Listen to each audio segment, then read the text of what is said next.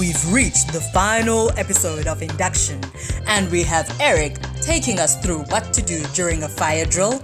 The lovely Lebogang from Safety Management tells us the ins and outs of her department, and Vibrant Kwezi guides us in risk and strategy.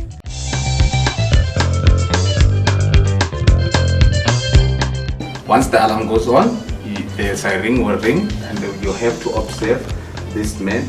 They call it my green man. This man is the one that will direct you outside of the building. If you can check, if you're following this man, is another man that is showing you exactly where you need to go. And you have to move as fast as you can, but safely to do so. You don't have to rush in such a way that you will end up being hurt, but you need to move as fast as you can. As you can see, we have fire equipment inside here. It's very important to know where they're located, and then these are the fire extinguishers as well as the house fire. It's very important to know where they are located. But this is the emergency exit.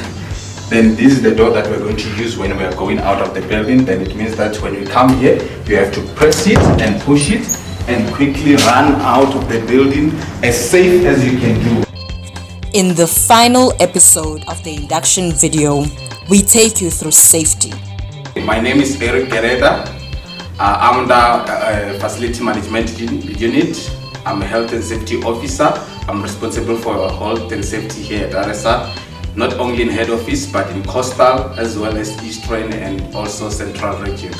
It's very important to know the safety arrangement here at RSR. I'm going to take you through first the emergency exit. You must familiarize yourself with the emergency arrangement. You must familiarize yourself with the emergency exit as well as the signage, and also to make sure that you know where the assembling point is. We have policies here at RSR with the well-trained team. In Hedzek KZN, we have Zamani, who can also direct you and show you the way. In Eastern Cape, we have Tlengiwe. Here in Central region, we also have Donald Kosa. But again, here at head office, we have Tolani, who will introduce you to another team. He's a well-trained health and safety marshal. He's good, he's trained, and he knows how to do. Remain calm and remain. I am Lebogang Makola. I am from the Safety Management Department. I am here to discuss or give explanation of our structure and our function. And as per my slides, our structure is as displayed on the slide. We have from the top our head of safety management and an admin officer. Then there is 3 senior managers, 1 for safety performance and second one for regulatory planning, as well as senior manager for safety intervention planning. And then below the safety performance senior manager, we have a data analyst. And below the data analyst, we've got the data administrator as well as call center agents, about 2 call center agents. Coming to regulatory planning, we have 2 regulatory specialists reporting to the regulatory planning senior manager.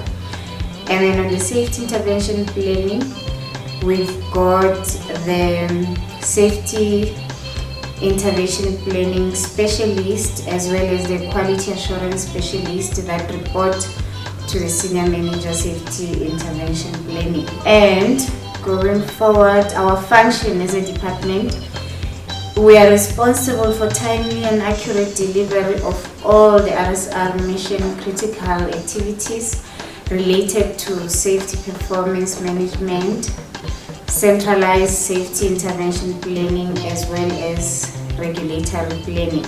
And then we have our main objectives as a department. The safety management department is to support decentralized execution of the safety compliance activities within the office of the Chief Operations Officer, and also to carry out the quality assurance role on the integrity of the RSR's delivery of safety compliance activities. Our activities as outlined per our structure, per our function. We do safety performance management, safety intervention planning, as well as regulatory planning. And then going deeper into that, I'll start with safety performance management. What this function actually does is the collection, the accurate collection, analysis and interpretation and presentation of quantitative information, including forecasting of safety trends. Secondly, they get involved in research and other reporting requirements in terms of data trends. And they also manage the RSR contact center by ensuring that customer service objectives are met. That is the safety performance management function. Now, secondly, we'll come to the safety intervention planning function. What happens there is a continuous review and analysis of the RSR compliance activities outcomes. So from the analysis and the review, the function formulates the short-term and long-term safety intervention strategies aimed at safety improvement of the railway industry. And then second to that, still in the safety intervention planning function, we have quality assurance, which is responsible for continuous review of the RSR compliance activities. That includes the standards, technology reviews, technical permit assessments, audit, inspections and investigations, in order to achieve consistent implementation of those activities. And then secondly, the quality assurance function, it also monitors adherence to the policies and standards for continuous improvement. And then the last function in the safety management department being the regulatory planning. What they do, they are responsible for the development and management of the RSR safety assurance framework, which includes the determination of the safety management systems and methodologies applied to embed excellence within the SMS, being the safety management system. And they also are responsible for the industry methodologies for risk assessment, voice safety critical communications, and measuring SMS excellence. Last but not least, Kwezi takes us through what they do at the Risk and Strategy Department. Hello everybody, my name is Kwezi Dazana. I'm a manager in the Risk and Strategy Department. I will be taking you through what the 4 units in our department do, and I will guide you with regards to what their responsibilities are. The first one is strategy and performance. They are responsible for the RSR's annual report. They are responsible for communicating with the National Department of Transport. As you know, they are our key stakeholder. They are responsible for collecting all information that talks to the plans that the National Transport and the Railway Safety has, to make sure that we are in line with their planning. They are also responsible for making sure that all the annual targets for the RSR are met. They are responsible for that unit. The next one is policy and compliance. That is where I work. I'm responsible for making sure that all the policies at the RSR are kept in line, they're up to date. We make sure we review the policy schedule. We check if there's any policies that are almost expiring, and we remind the people to update their policies. Second thing that we do records management. We make sure that all the documents that belong to the RSR are kept safe. We use the regulations of the National Archives, and we make sure that everything that the RSR has is kept in a safe place using the prescripts of the National Archives. Third thing that we do as records management, as a compliance unit, is to make sure that it's the policies, it's the records that are kept in place, and then the last thing is the legislative metrics. So all the laws that, besides the financial laws, all the laws that of South Africa, where all the companies should be compliant with. We have a legislative matrix that we make sure that is up to date, and this is our responsibility.